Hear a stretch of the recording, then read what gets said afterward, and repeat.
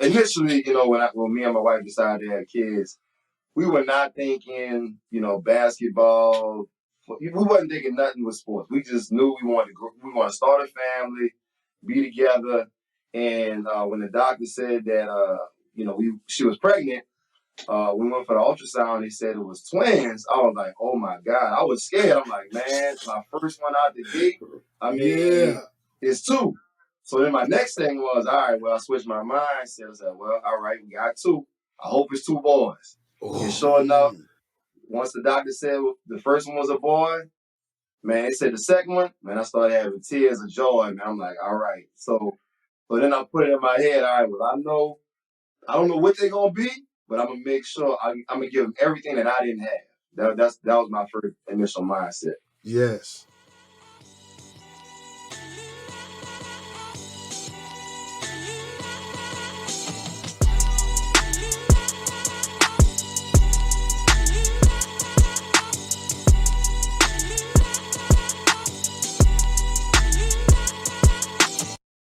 This is a special episode today. I ain't gonna even lie.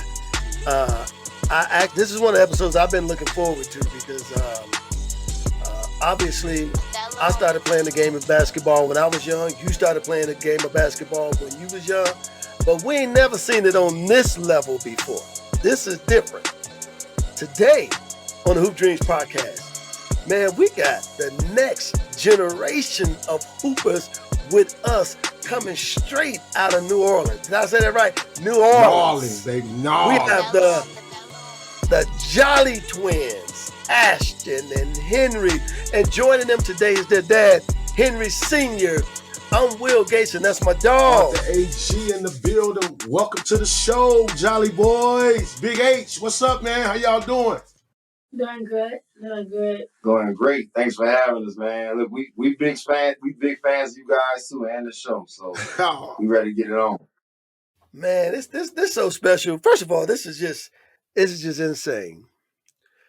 Twins, hoopers at that.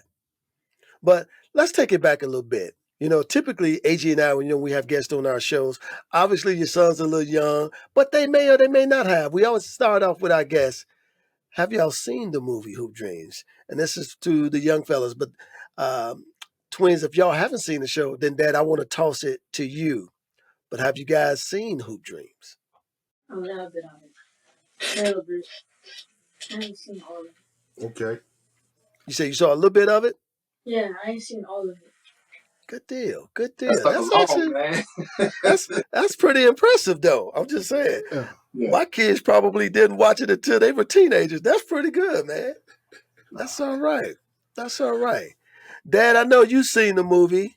Yes. What were your initial thoughts when you first saw Hoop Dreams? Oh man, let me tell you, it was when I first saw the movie. I was in 9th grade, and I was a late bloomer. I didn't start playing basketball until I was 12. Until my first touch on the basketball. Wow. I was always in the football, and but I only played flag because my parents worried about me getting injured, and I just couldn't wait to play tackle. But one day my mom was like, "Look, why don't you try basketball?" I'm like, "Basketball soft. I'm playing on basketball. I'm already playing flag football. I want something physical."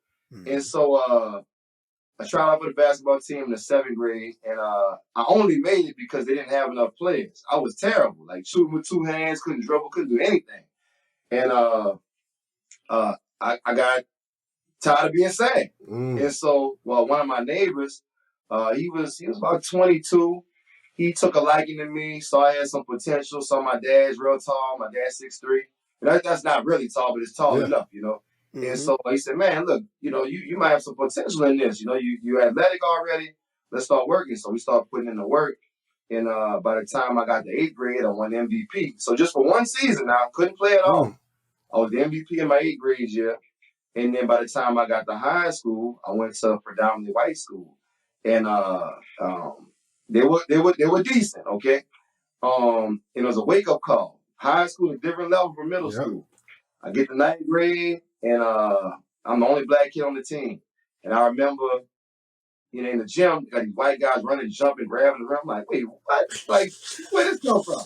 They like, you black, you can do it? I'm like, shit, I can't do that. And So man, I got on sprint shoes, ankle weights, 500 calories a night. Like one thing about me, man, when I put my mind to something, I'm going all the way. Ain't no plan B for me. I just never been a believer of that. I always felt like you shoot for the stars, and if you land on the clouds, you still gonna be good. You all right. You know, but you always aim high. So I said all that to say, by the time I got to ninth grade, it was a wake up call. Hoop Dreams came out. One of my good buddies, I don't know if y'all know the rapper Currency. That's one of my best friends, and he put me on to the Hoop Dreams, the documentary. So I'm watching it. Author Agee Gates showed y'all when y'all was young, showing y'all through high school, and I'm like, man, this is real. Like I got a long way to go. Like I ain't even touched the tip of the iceberg of how real this stuff is. In the skill level y'all was at, I wasn't even close in ninth grade. And so, but that's how I really saw the movie. And you know, I saw the trials and tribulations y'all went through. It was what made the documentary so great is the fact that you guys started off, you know, in the same grade, same age, and y'all took two totally different paths, and then y'all ended up, y'all didn't get to where y'all wanted to be initially, which was the NBA, but y'all still came out good. And that's the reality of it. I mean, most hoopers, I mean, bro, they got what, 5,000 people ever played in the NBA in the history of the league. I mean, your chances are small, but we know people that have made it. We've been around people that have made it. And a lot comes with it though. I mean, you gotta have the skill, gotta have the size, gotta have connections and politics. That's a part of it too. So I know all of that. And so what I do with my boys is I educate them on the game. You know, so they know they only 10, but I try to give them as much information as possible so that way when they see different things, they're not surprised. Like, oh wow, my daddy told me about this. It told me about Hoop Dreams. It told me about different players that was off to a great start and it didn't go the way that, you know, the world thought it would go. Not just you guys. I mean, you know how many child prodigies they have had, and they didn't turn them out to anything. So they know, like, we off to a great start, but man, it's a marathon. This is not a sprint. It's not a race. A lot of things gotta play in your favor. And man, like I said, the documentary was awesome. Y'all know. I mean, it won several awards. Y'all already know. That's good stuff there, man. That's good stuff. Well, twins, I want to ask you guys, man, because it's about you all. When did you? As a matter of fact, and let me know who I'm talking to. Ashton, where are you? Maria. There it is. And here are you right there. Got you. Right. So this question is for both of you guys. Man, playing right now, you guys been bouncing this ball for a long time. I saw all your videos on social media. I've been checking it out. I even saw, you know, y'all pounding the ball, drinking soda, everything. Like I watched your videos, and how do you guys know this is what you want to do? Cause we're around each other all day, and it's not like boring. Yeah, it's like we don't want to do it. We actually want to do this. It's fun when I'm around my brother just shooting. In the morning, in the evening. And like we just out there just hooping and stuff. We actually got somebody to like talk to. How did you stay motivated? Because every day you're getting up, you guys are going through drills, you're going through practice, you got to do schoolwork. For younger guys or guys your age, what keeps you motivated? Gotta make it to the league. There it is, right there, Agee. If anybody's even close to me, I want to get way better than by the end of the season. Hey, let me ask both of you something. When you guys, do you remember? Well, how far back can you remember when your dad first put the ball or bought you a Nerf hoop for Christmas and put the ball in your hand, and you was like, as a little kid, maybe like 5 or 6, and you was like, man, I like this basketball. Like I like this. This is fun. Like how old do you think you was that you remember that? I was 30. Yeah. They go stupid.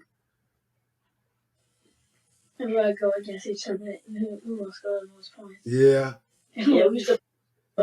You know, do you guys know what? When I look at y'all, like it looks like you guys, and this the thing about young kids uh, liking basketball just to play it for their parents or whatever. But you guys seem like y'all love basketball, like how I loved it in Hoop Dreams.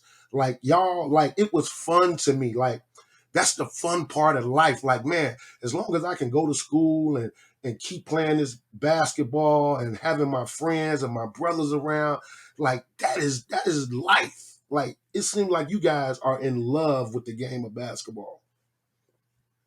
Yeah, we are. Yeah. So you love all the hard stuff that comes with it, the training and all that, the tiring yourself out and taking all the shooting 300 shots, putting them up and all that. So you guys love that part of it. Yeah.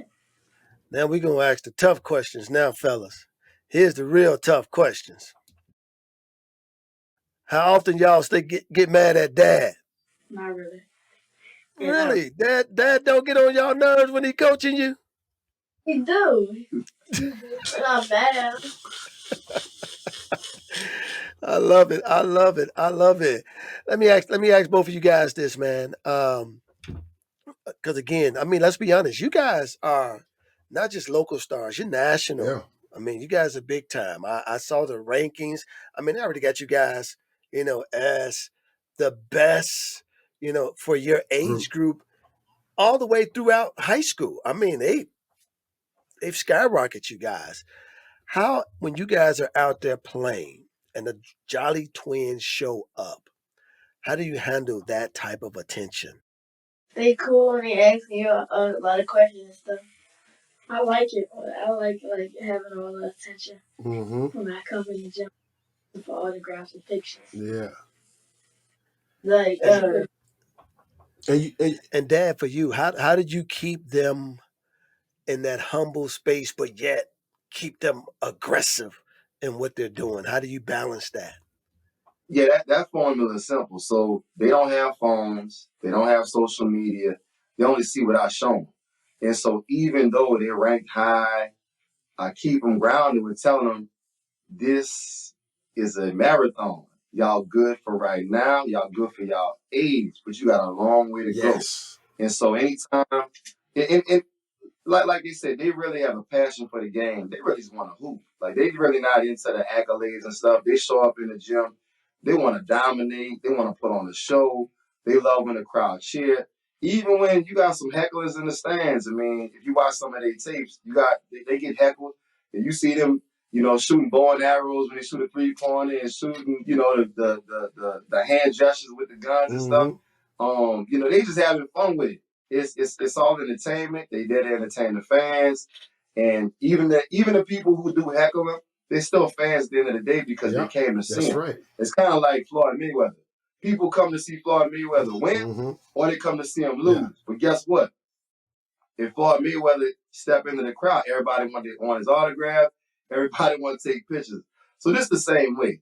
And I just tell them, like, look, be appreciative, because in the beginning they didn't understand. Like they would have games and play, and afterwards people want to take pictures with them, and they would take the picture, and they didn't know, like, wait, this is a privilege, bro. Like everybody don't do this every day.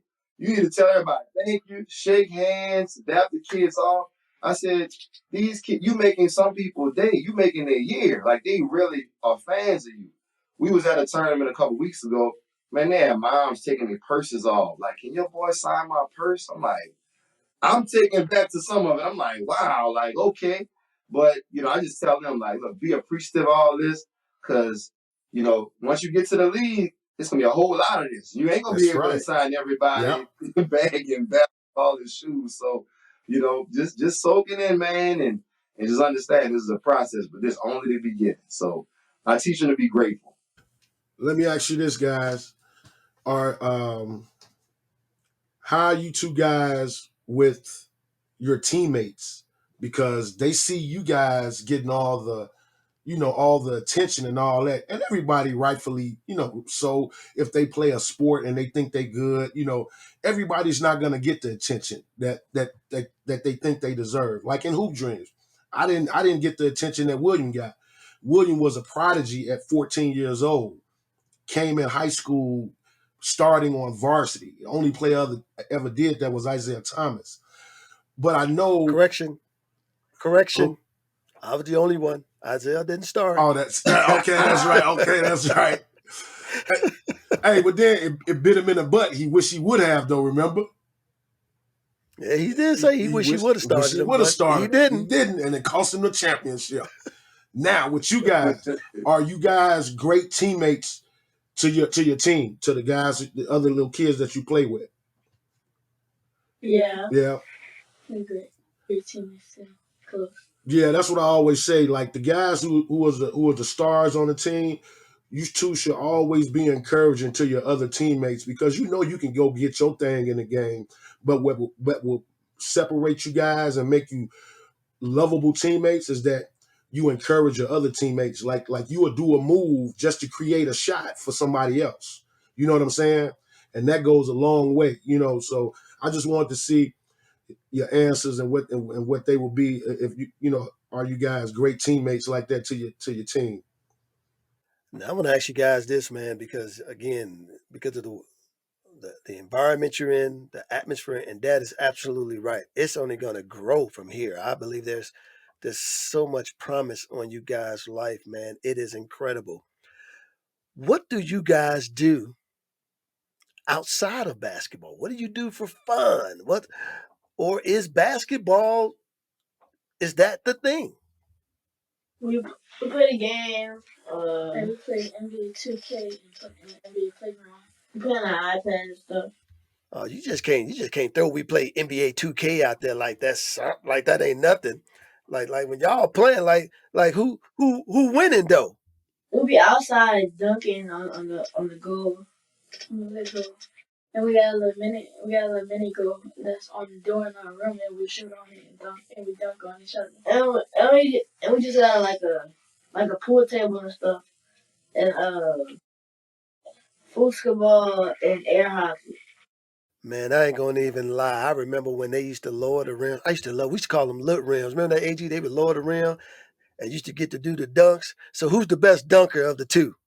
Me, I'm the best dunker. Henry the best dunker, baby. What you doing? What you calling them? I be doing 360s and I be doing behind the head dunks and stuff. Backwards dunking? Wow. Already? I do backwards and I do 360s. I do 60s and I bounce it off the floor and I dunk it with one hand. Oh, so man. You guys are what? 5th grade now? Fourth grade. Fourth grade? Fourth grade? Oh, wow. Let me ask you this, Dad. You when did you see the spark? When did you say, you know what? Let me put this ball in their hand? Because I remember my kids was born. I had read Earl Wood's book, Raising a Tiger, and I love the aspect that he was like, "Hey, I'm going to give this kid everything he needs to be successful." But he said he saw it early on in Tiger. When did you see the spark in your kids? So I would say, I introduced them to the game as soon as they started walking. Now let me explain that. So we had a little baby hoop. All right. So as they first learned to walk, we had a small basketball. I taught them the object of the game, which is to put the ball in the hoop. They can't dribble, can't shoot, just put it in there. So we did. We clapped. Yay. All right. Do it again. Yay. So now they clapping for each other. Now they having fun with it. Okay. They just learning how to walk. So then, by about age, I would say about 2.5, I taught them to start dribbling. So we would count. They had a regular ball. Let's see if you can dribble 3 times. 1, 2, 3. Yay. Same thing. Can you do 5 now? Same thing. So we just kept on building. And then by about 3, I taught them how to shoot a proper form. But we always made it a fun game. You'll never video where they just throwing the ball at the hoop. Like, no, we're gonna do it right. Anything they do with their right hand, they do with their left hand. That's why they never favor a hand. They've been doing left hand labs when they were 3 years old. So I always just taught them the basics early on, but kept it fun. It wasn't anything forced or just like a drill sergeant type of thing. We just kept it fun for the kids. That way they love it. And then once they started becoming, more successful at it, people around them would start praising them. And then they were like, oh, okay, I'm really doing a good job. Yeah. And so, but I would say around age, when I really knew I had something, by the time they turned 5, you would think they were 9, just midgets. You know what I mean? You think the way they played, they were handling the ball, ain't no travel, double drip, none of that stuff. Like, they were everything you see them doing now, you can go on YouTube, they were doing the same things at 5 years old. Now they just bigger, faster, and stronger. But all the mechanics were the same, every single thing. Hey, and you can tell, I mean, y'all 10 years old, but how some of y'all moves that y'all finish with at the going to the cup, I'm like, hell no. Ain't no 10-year-old supposed to be finishing with he done fake the dude over here, bam, with the left. What? The left. Oh, I saw a couple of videos. They get on the fast break. They be trying to get a little. They spin and twist. I'm like, okay, I feel it. Let me ask you this though, Dad. For my first question for you is: are the kids in regular school or do you homeschool them? They are homeschooled, so they're in a homeschool program. They have a virtual teacher that what she do? She do reading with y'all? Yeah, she do. Yeah, so she helps with their reading, and then my wife kind of oversees all that. We own a daycare called Jolly Kids, so my wife also helps with the educational side. Okay, love it. So, what made you say, you know what, this track is best for them, particularly for like if there's other parents who's going to hear this interview, see this interview, they want to know, okay, man, could this be the track I need for my kids? What made you decide that this is the best track for them? Man, I'm gonna be real with you. I felt like the amount of time they sat in school, and they're gonna go back. They probably gonna go back in another maybe 2 years. I'm gonna send them back to school. But I felt like we were putting in so much work as far as practicing. They would get up in the morning. They would get their shots up, then go to school. Then you got homework. Then you might have team practice or you got more training. And then, you play your video games or whatever. I always give them some time to just enjoy themselves. Then it's dinner, take a bath, go to bed. So it just felt like it wasn't enough time in the day to do all the things that we wanted to do. And then we always traveling. And then when them started to go viral, they were missing days in school anyway. So I was like, well, you know what? Let's sit y'all out for a couple of years. And I wanted to do more things with them during the day. So now, what it is instead of getting up before school starts to shoot around, they'll start their schoolwork at 8, finish at noon, then they'll train, take a break, then train again. There's another break. There's so much more time in the day now by them being homeschooled. So, but I'm gonna send them back in a couple of years. I just had decided when, and also it got to be the right situation because now middle schools are starting to come at us about, hey, come over here, making, trying to make a good relationship with us, but y'all been through it. The school you go to, it could make you or break you, man. I know they super young, but I'm not trying to wait to high school to see. Because then if you get in a bad situation, now you got to transfer it out. We trying to map this out now. That way it's smoother sailing by the time we get to high school. Let me ask you guys this too, man. So if somebody asks you, what's your game? Tell me what's y'all game. Define your game to me. I like to shoot, and if I gotta get to the rack, I could do it no matter what. Okay. I shoot, dribble, pass. I can finish, Mm-hmm. and I'm not super small either. So What that defense look like? What Oh, that defense looking hey, like? coach, hold on, Big H. I was just about to go there because look, if I'm a kid, 10-year-old kid, and I see y'all coming to gym, I'm like this. I'm sticking one of these dudes. Like I want to stick one of these dudes. So I want to feel your smoke, but then when I come back down on the other end, I want y'all to feel my smoke. So do y'all have that Patrick Beverly dog defense in you where you sit down and you get ready? Like, come on, I want the best you got, baby. Bring it to me. Do y'all have that? yeah, I got that. Oh my God, it's over with. It's over with. If they got that, it's over with. Yeah, yeah, they got to take pride in playing defense because you got to be able to guard your position. So yeah, I mean, but that's something we really working on right now. Like I got them. We working on defense so much. We always working on offense stuff, but defense now, like I really focusing on that heavily right now because it's only gonna get harder. You know, you're gonna play kids that just as skilled as you. You know, you got to be smarter than Yep. them, but you also got to be able to lock up. You gotta lock up. There you go. Man, I love the fact that the boys got this dream. You know, when I go out and I talk to kids, one of the things I tell them, I say, man, I'm so glad y'all got this dream. Go for it. And Dad, I love your analogy. You shoot for the stars. You know, you're gonna hit the clouds. I love all that. But the thing I used to tell the kids was, I'm like, listen, if this is your dream and this is what you're going for, do you see what's before you? And twins, my question for you guys, like I used to tell my kids this, I'm looking like, man, you guys want to go to the league, but I'm like, look what's in the league right now. You got to be able to play on a Russell Westbrook level, you know, a John Morant level for you guys now. Like that's what's out there. Can you do this every night? You're playing Dame Lillard on Monday. Then you got to go guard Steph on Tuesday. And then you got to play Ja on Wednesday.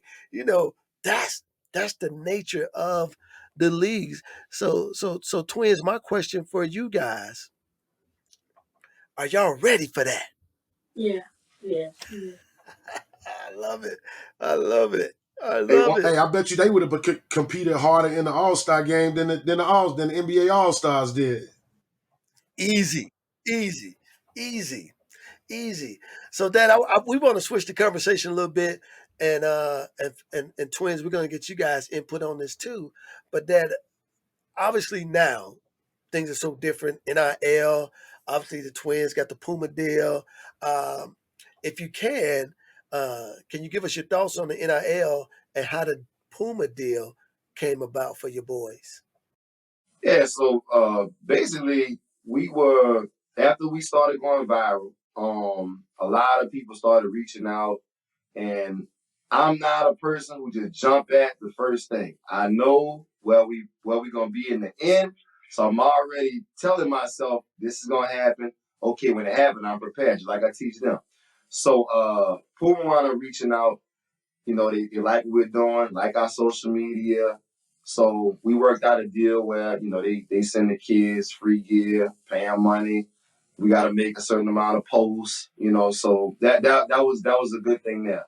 Um, and it's just for them, but also Puma has been gracious enough to where, like I'll give you an example. We had a big tournament last year called Nike Ball on the Beach. That's a Nike tournament, Okay. okay? We told Puma, hey, look, we're going to this tournament. You know, would y'all be willing to do something for my team? And so, absolutely. So, you know, they wanted, we had a Nike tournament. You want everybody to lay stuff in Puma stuff. Man, they sent us 15 pairs of shoes. Listen, they sent us 15 pairs of shoes, some mellows that was unreleased. So we show up at the tournament, everybody like, damn, where y'all got them? Well, thanks to the Jolly Nice. Boys, you know, Uh-huh. we was able to lace up the whole team, and we were grateful for that. So they get unreleased Pumas, you know, all the time, like I said, and they make we compensated for it, you know, financially. So that was one. Mighty Mouth Guard is another one. I know y'all see them wearing the gold grills and stuff. Uh-huh. Yep, we gotta deal with Mighty Mouth guards. Cool OMG. That's why they wear their elbow pads and knee pads. Look, I'm throwing some shout outs right That's now what's already, up. right? Yeah. That's all right. I love it. Yeah. So but yeah, it's all the time, you know. People reach out to me on social media. They'll send us free stuff, and it's like, look, you know, you mind posting? Cool. I'll work it out. Like I told y'all earlier on, you know, as they get older and as it start getting more serious, with the NIL things, you know, the conversation got to get bigger, and so you know, we got to prepare for that. But it's always people reach out to social media. Funny story too. Y'all know Michael Bivens from Belleville, Yeah. right? Mm-hmm. All right. So when we first went viral, Michael Bivens inboxed me, DM me, and he said, "Hey, Coach, can you give me a call when you get this message?" He left his phone number. I'm like, "All right." So called him. He said, "Look, bro, I don't want nothing from you. I just want to tell you, I love what you're doing. I'm really a hooper at heart. I know I got my city career and stuff, but man, I used to ball, bro. Like, you got to go watch some old films of me and stuff." And I said, "Well, how you heard about it?" He said, "Man, Johnny Gill one day." Now, these people I'm fans of too. So, you know, Right. I'm playing it cool. I'm like, man, it's like Bivens, man, it's crazy. So, but I'm playing it cool. And so he said, "Man, Johnny Gill hit me up with one morning and said, man, you gotta check out these little suckers, man." He's sending them videos of the twins. So me and Mike Bivens stayed in touch, and he said, "Look, I'm gonna be down in New Orleans." They did that big tour that New Edition had. So he said, "Look, when I'm down in New Orleans, man, I'm gonna hit you up. I want to come link up with you." So boom, sure enough, they at the Smoothie King Center. Mike Bivens gave me a phone call. "Hey, what y'all got up today?" I had some stuff going, but I said, "Oh, I ain't got nothing. What's up, man?" That's right. That's So right. he like, "Hey man, come through, man. Look, we're gonna be backstage at this time." So boom, me and my wife go backstage. We walk in there. Who at the door? Bobby Brown, Johnny Gill, Ralph Trek, all the whole crew. And I'm just, you know, I'm new to this, man. Like, one thing about me, like, I'm a humble guy, and I watch even y'all too. I mean, bro, I'm a fan, bro. You know what I'm saying? So I watch y'all too, and sometimes it's unbelievable, like the position we in right now. But I know it's just gonna get more. It's gonna be bigger and bigger and bigger. And so we backstage, and they all knew who the twins were. They showing each other videos. We all taking pictures with them and stuff. We got front row tickets. Not even we was like damn near on the stage, man. Wow. So I said all that to say, like, everything is really blowing up for us, and we just grateful, man. Like, we so excited for the future with these boys, but we cherishing the moment that we're in right now. You know, we enjoying what's going on right now, because they don't last forever. I mean, they 10 right now. In 9 years they'll be out of here. You know. Hey, Big H, let me ask you this: when y'all went to that balling on the beach thing, how was Nike looking at? Was there any Nike reps there looking at y'all like, who the hell is this Puma team coming in here? Right. I don't remember seeing that, but one thing though, every game that we played in that tournament, they had like, man, I want to say like 600 teams. This is a crazy amount of teams. Yeah, it started from age first grade all the way through the 8th grade. Wow. I think they had some high school games going on too, but man, every single game we played is packed. I mean, it's standing room only. People coming to see the Jolly Boys. They want to see my team at JBL Elite. Got the shirt on. But like I said, with the Floyd Mayweather thing, hey, some of the people coming to see as fans, some of them want you to lose too, though. So, but they come watch it, and y'all know NBA is a business, you know. So if you start creating a good buzz early on and a good following early on a positive side, you know, it's only gonna make your brand bigger and better. Yeah. Twins, how did y'all feel about all of the success you've had so far? Feel great. Feel great. That's what's up. Yeah, I Look at it. mean, It feel I great, know. man. I'm like y'all getting kicks exclusive. I mean, y'all social media blowing up, going viral every time y'all step on the floor. Has any of that, like when you like? I mean, I ain't gonna lie. I remember when I went to the Nike camp and the camera crew was there. I was like, yeah, I got my own camera crew. I don't know what y'all doing. I mean, just have you ever just took a moment and said, we out here killing it? Yeah. Have you ever said that to yourself? Yeah, y'all have. You 10. Right. What you can say? You can say what else other 10-year-old twins got it like us? Nobody. Yeah, it's cool to toot your own horn and celebrate you guys Absolutely. because you guys doing something Absolutely. extraordinary, man. See, they was calling it shy, but I was calling it the silent assassin. See, we got two different Look at perspectives. this dude. Look at this dude. Look at this guy. I was the silent assassin. I let my game do the talking. But Right. listen here, family. I got one other question for you, and then, man, first of all, we appreciate you guys being on the show, man. Much love to your wife, and the youngest Jolly, who's in school, probably saying, "Dad, why I got to be in school and my brothers ain't in school?" Um, I just want the world and those who's going to watch the show. I want them to know. Tell us, just in from your perspective, man, what's the Jolly family like? Because obviously, you're gonna have a section of people like, man, he got his kids out here, they're playing ball, he's putting too much pressure on them. Let people know about the Jolly family. Who is the Jolly family? Honestly, we a close knit group of five. We have extended family, obviously, but we are really close. The five that's in this Uh-huh. house, I mean, we got each other back. We have it fun. I mean, every single thing we do together. We eat breakfast together. Anytime, anytime we gotta make a run to Walmart, we always taking the kids with us.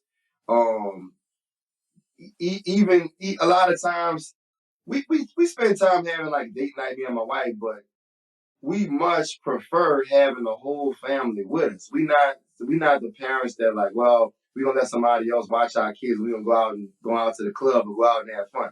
We are fun with each other. So every single thing we do, we just enjoying ourselves, man. Like basketball, it's a sport, it's entertainment, but at the end of the day, the love is really from within. Mm-hmm. And we just do everything together. I mean, even down to, you know, going swimming. Now watch this. I can't swim, but I taught my kids how to swim. Look at that. I can't swim, and I taught my kids how to swim. That's crazy. I love it. I love it. Yeah, yeah.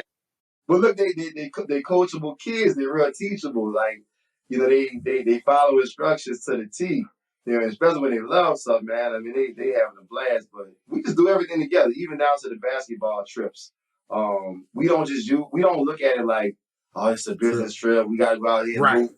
Man, we still theme parks. After the game, we're going out to eat after the game. We always making sure we doing something as a family and having fun. So we just all tight.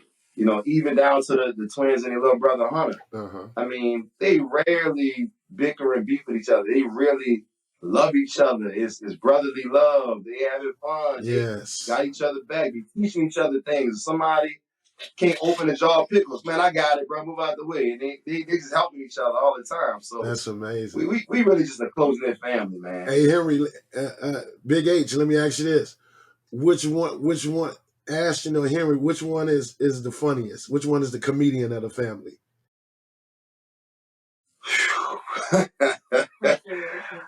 Out of the two, I'm gonna say I'm gonna say Ashton. I'm gonna say Ashton is probably a little funnier. Hunter is probably funnier than both of them because he's so serious most of the time. So when he do say something funny, it's the most hilarious thing in the world. Like, so, yeah, he's like, bro, he a real comedian, him. But yeah, out of the two, I'm gonna go with Ashton. Okay, that's what's up. Hey, I want to give y'all a piece of advice. This has worked for me since I was done playing basketball in 1997, like professionally, like wasn't going for it anymore. But I met this one guy. He told me these three things that I still use today, and I want you guys to use them. And it's real simple: your mindset, your skill set, and your work ethic. You use those three things in everything you do, you're gonna be successful in life. Sure, And for sure. I just want to add to that, man. I love that with you and your wife have done. I mean, and fellas, to you guys, listen, as long as you guys continue, man, to fight for each other and fight for your family. Like I even saw when y'all was playing 1-on-1, I was like, they don't even want to play 1-on-1 for each other so much. I'm like, I love it. It's amazing. But the thing that I believe that keeps the hoop dreams alive is always knowing what you're fighting for. I think what kills dreams is when you stop knowing what you're going after. So man, I heard Mr. Agee say this a long time ago. He said, man, as long as I got this dream, I'm gonna keep pushing forward. And man, much success to you guys, man. My guy, Agee probably got a question more for Dad than for the twins, the last question. But man, I want to thank you guys for joining us. I'm gonna be, I'm following y'all on social media. I'm always checking in to see what you guys are doing. I'm extremely proud of you. And fellas, like AG said, hey man, there's nothing wrong with celebrating yourselves because trust me, Dad knows how to humble you. He'll keep you where you need to be. But one of the things I didn't do, I didn't enjoy the moments. I just want to encourage you guys to enjoy the moments too, because I was always looking for the next thing to do. So enjoy the moment, then do the next thing. Enjoy the moment, do the next thing. But my man AG got a final question for you, Dad. You done got the boys to this point, 10 years old, fourth grade, and we can't predict the future, my brother, but what is the next chapter in the Jolly Boys Hoop Dreams? I would say the next chapter is we probably 2 to 3 years away from the next chapter, but I feel like around 12, 13, the athleticism gonna start kicking in. We already working at it. Oh, So our goal, we try to be dunking by 7th, 8th grade. ooh, So I think when that come, and look, they ain't hit a growth spurt yet. Right now they 5'3" and 5'2", but that's good for 10 years uh-huh. old. That's not giants, but it definitely ain't Yeah, small. So by then we thinking they ought to be around at least 5'9", 5'10" by 7th, 8th yeah. grade. We should be dunking that ball. And Oh, so we working towards that. So I feel like once that start coming out, like damn, they got all them skills. Now they athletic. Now they dunking. Oh yeah, like it's gonna be a whole nother level. there you have it. Big H and the Jolly Boys, Ashton and Henry. We want to thank you guys, man, for coming on How our can people show. find you guys? What's your handles? At them Jolly Boys, DemJollybboyz. Make sure you put the Oh, Z. the So at them Z. Jolly Boys. Yeah, and also you're on YouTube at them Jolly Boys as well. And what happened to the story? Y'all had the Jolly Boys like season one. Like what happened? Uh, all right, I'll tell you, since you really want to know. So a couple big networks started reaching out to us. So if we put out too much, they ain't gonna have a lot to put out. So we stopped. We're like, hold on. So we got some networks that want to start doing a documentary on them. So I kind of sparked it and I stopped. I said, hold up. They got some money involved in this. Let me pump the brakes. Cause I ain't gonna get paid if I do my own thing. So yeah. I love it. I love it. I love it. And finally, before we do leave, Ashton and Henry, Agent, I want to give you guys an opportunity, man. Is there anything that you guys want to say before we leave? Because again, we're just so proud of you guys. But is there anything you guys want to share with us? Any advice to any other kids that's trying to get to the level you guys at right now?